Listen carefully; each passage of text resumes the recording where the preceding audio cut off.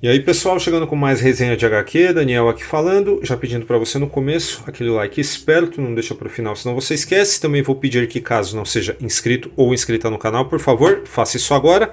E não esqueça de ativar o sininho para notificação a cada novo vídeo. Hoje eu tenho da Conrad, Maus Guard, Os Pequenos Guardiões, Inverno de 1152.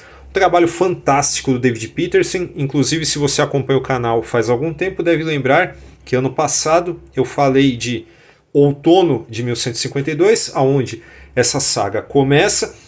Então, para que eu não fique me repetindo aqui, vou recomendar que você dê uma olhada, se não viu ainda, neste vídeo. O link vai ficar aí na descrição do vídeo, vou deixar o card também aqui. E, enfim, conforme eu comentei naquela ocasião, a história se fecha porque fazia parte de um contexto de golpe de Estado na cidade de Lockhaven.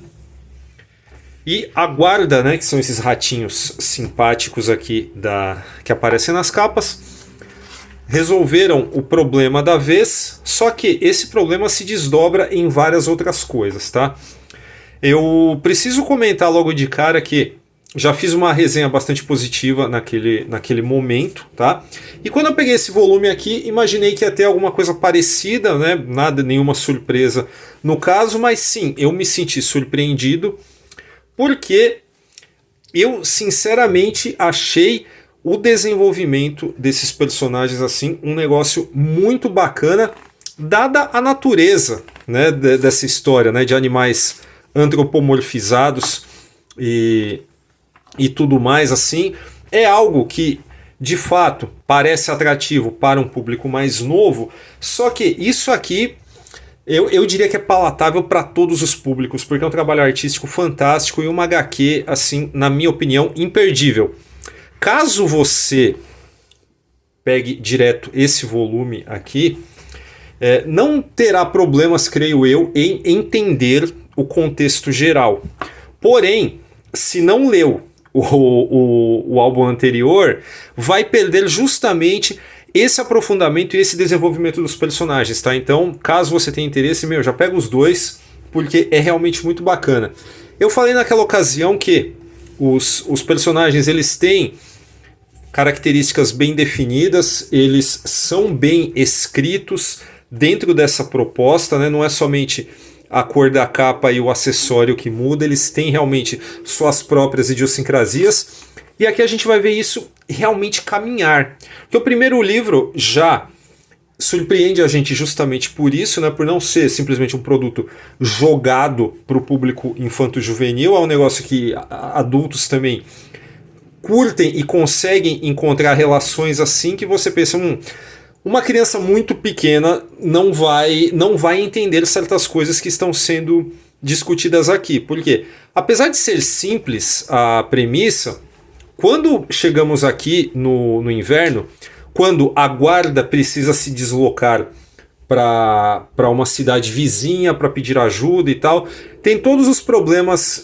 diplomáticos, no caso, gerados por conta dos acontecimentos do outro álbum, que causam, né, essa viagem, nessa travessia da guarda, com mais um integrante que foi descoberto, né, no caso foi apresentado no álbum anterior.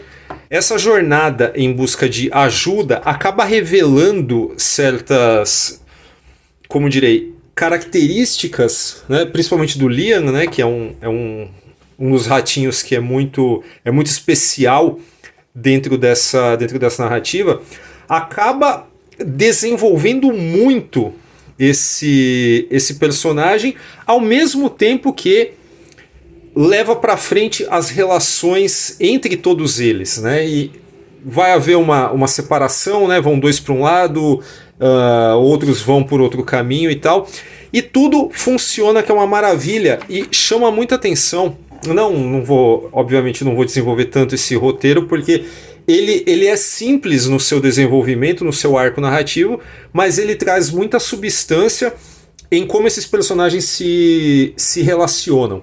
E vou falar que uma das melhores coisas aqui é a força narrativa que o David Peterson imprime nessa história, especificamente nesses 6 capítulos que compõem aqui o inverno, você tem sequências que são assim muito físicas, muito cinéticas. Nada precisa ser dito porque está acontecendo muita coisa de fato, né? Muita coisa física, né? Tem que fugir de uma coruja, no caso, e tal.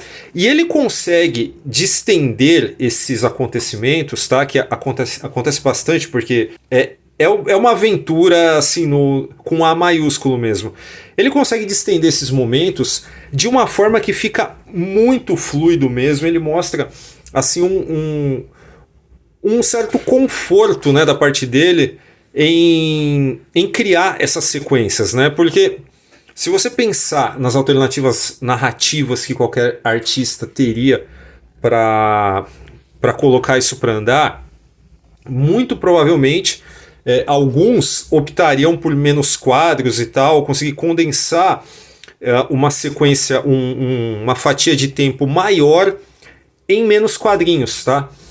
Mas não é o que ele faz. Ele consegue expandir isso de um jeito que em determinados momentos a gente é levado pela história como se a gente não estivesse vendo um quadrinho mesmo, estivesse vendo algo animado mesmo passar pelos nossos olhos. Então acredito que, do ponto de vista narrativa visual, esse é o melhor elogio que a gente pode fazer para o trabalho de qualquer artista. E não fica só nisso. A partir do momento que a gente precisa, inclusive, a gente não, né? No caso, os personagens aqui precisam se deslocar para outros cantos desse reino, apresentar outros lados dessa mitologia para nós. Nós descobriremos também que o relacionamento dos ratos com outras espécies, ele é super bem trabalhado, é super bem sacado, especialmente quando alguns deles, né?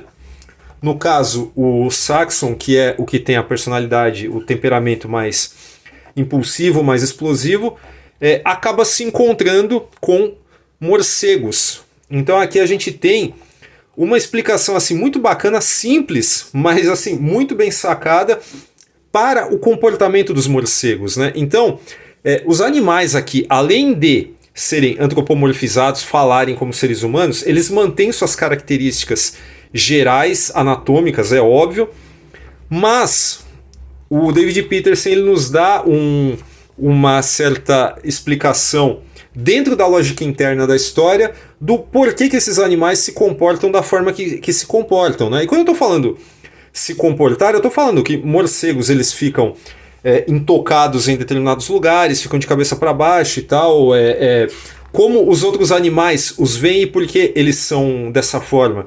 Aqui você tem tudo isso e é muito legal de ler, é bom demais.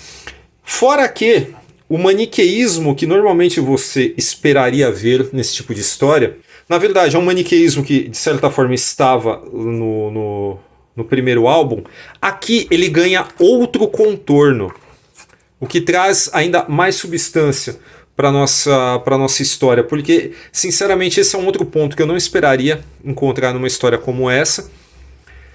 E as sequências assim elas são soberbas, né? O trabalho de ilustração do David Peterson é fantástico. E eu falei que não tem maniqueísmo no caso. Isso significa também que os próprios ratos, né, que são os principais da nossa história, eles têm características que são assim, não são propriamente 100% nobres, né? A gente vai perceber isso lá no final também, quando o relacionamento deles com as lebres é revelado, como é que funciona, né, a dinâmica dessa sociedade com outras espécies animais interagindo com eles aqui.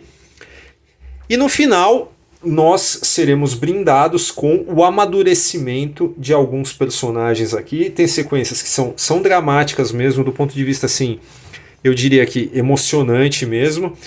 E os personagens eles caminham, eles não terminam exatamente como eles estavam quando começaram. O que para mim foi super satisfatório. Gostei muito desse capítulo, muito mais do que eu tinha gostado do anterior, mas recomendo igualmente os dois, tá? Eu só pude fruir completamente desse álbum por ter lido esse. Então, se você for atrás, já pega os dois e será bem recompensado ou recompensada, tá? Então, dito isso, o link para compra tá aí na descrição do vídeo, tá? Fora isso, os mesmos recadinhos do começo. Se inscreve aí no canal, por gentileza. Não esquece de ativar o sininho. Procura a gente nas redes sociais, Facebook, Twitter e Instagram. Formiga Elétrica também tem uma campanha de financiamento coletivo e recorrente no Apoia-se, está aparecendo aí na tela. Vê se você quer ajudar a gente, dá uma olhada no nosso programa de recompensas para apoiadores. E é isso. Boa leitura.